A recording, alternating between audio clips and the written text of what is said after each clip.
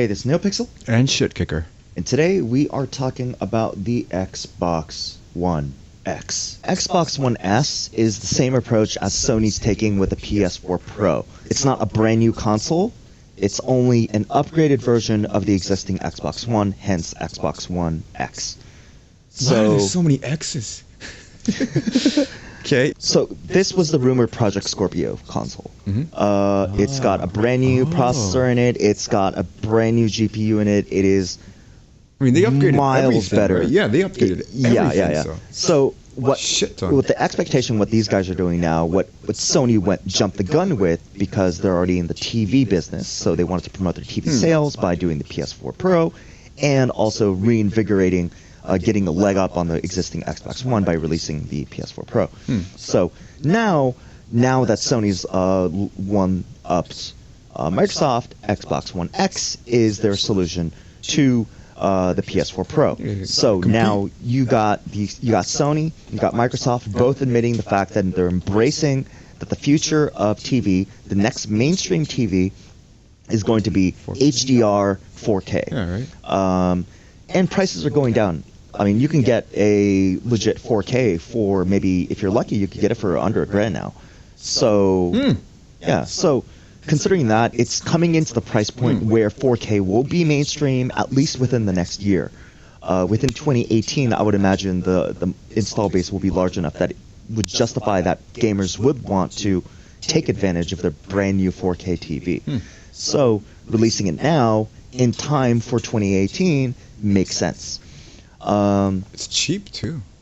Somewhat. It's actually more expensive than PS4 right now. So what they're going for Xbox One X, they're going to release it for $499. Yeah.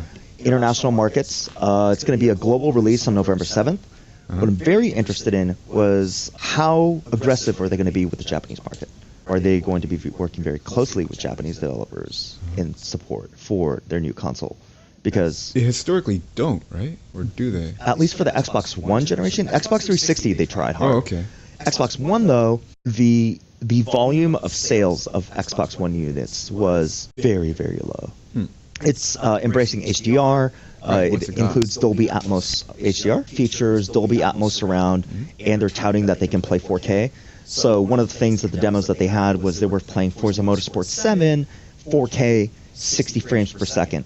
If you're playing at 1080p, it'll super sample. So it will render it at a I can't remember if it was like a 2160p or something, and that will be the rendering resolution, and then downscale that to your 1080p display, which is pretty cool. It would be the first time for a console to do super sampling for for lower end resolutions, which is pretty cool. Yeah, it sounds really powerful. Yeah, so I'm actually really interested because PS4 Pro, what they did was for people who are playing on PS4 Pro, if they're playing it on 4K, they'll get like 30 frames per second at 4K. But if you were playing at 1080p, you would get 60 frames per second. Plus, you get more graphical features. If you're playing a PS4 on 1080p versus a PS4 Pro at 4K or 1080p, you would get different graphical qualities. It would automatically set different graphical features for which resolution you're playing at. And I'm hoping it'll be the same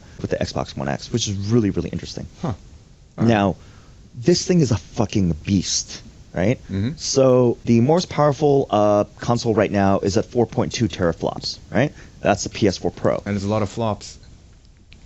But the Xbox One X is 6 teraflops.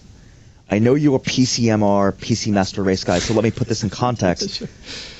The fucking 1070 GTX is 6.5 teraflops. Okay. This thing is going to have as much power as a 1070 GTX, fucking beast of a CPU, and on top of that, it has the advantage of being a console, which means you're not going to go through drivers, you're not going to go through other controllers, the operating system.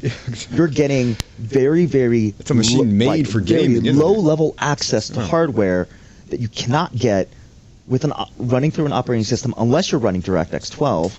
So even though it's 6 teraflops, you're probably going to get better graphical quality from an Xbox One X than a PC with a 1070 GTX. Yeah, better. That is ridiculous. And it's right pretty now, cheap too. Yeah.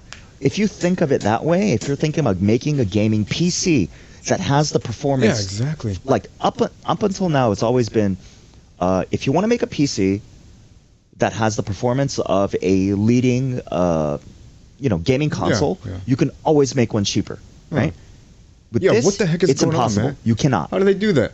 How do they make The it so 1070 cheap? GTX is already going to take about 80% of that $499, Right, yeah. and then what you have left, are you going to be able to buy a CPU and a motherboard and RAM? Hell no. You gotta buy used or something. Yeah, you gotta make it from scratch. That, I think, at release date, which will be in November, It's kind of magic. it's How do they do that? it is pretty intense. Yeah, right? Yeah. It is very I mean, interesting. as a PC gamer, that pisses me off I feel a little sick hearing a this. little, like initially, but I but want to throw up, but like I did write an article about this before, but I think it's something to embrace. Because it's going to push the next generation, right? It's like competition. So. Exactly. So the lowest common denominator now is going to be the Xbox One, right? And I'm assuming that Microsoft is going to want their games to be compatible both with the One X and the One. Usually do. So the lowest common denominator is going to be the Xbox One now, right? And then most developers, very likely because Microsoft's going to ask them to do it, especially if it's an exclusive, they're going to tell them, please make sure that you could take advantage of the Xbox Make sure One the graphics S, look sick on which this thing, means we're going to be guaranteed to have, if those ports come to PC, which very likely it will, because of how they're pushing cross play between Xbox and Microsoft, we're going to see even better PC ports that will take advantage of much more graphical power with pushing, and that's going to be the Xbox One S, is going to be the higher tier of the console, which is basically a 1070 GTX. Damn, yeah. So imagine when the next generation comes, it's going to be fucking gorgeous. It will. Good. So that is very, very cool. One downside is... Oh, shit. There's always a downside, isn't there? So yeah, the downside is going to be that we are very likely going to see more exclusives Don't say that are not going to be on Steam, No. and we have to use the Windows Store. No.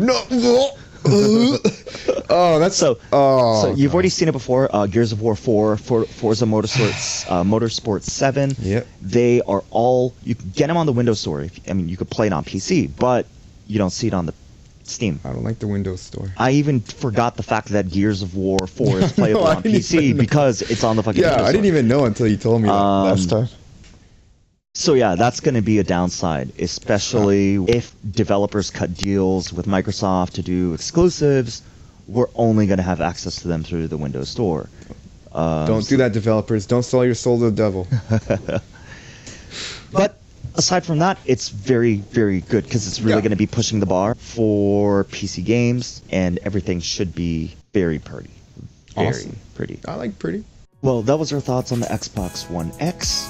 Thanks for watching, If you liked the video, like, subscribe, drop us a comment. and we'll see you in another video.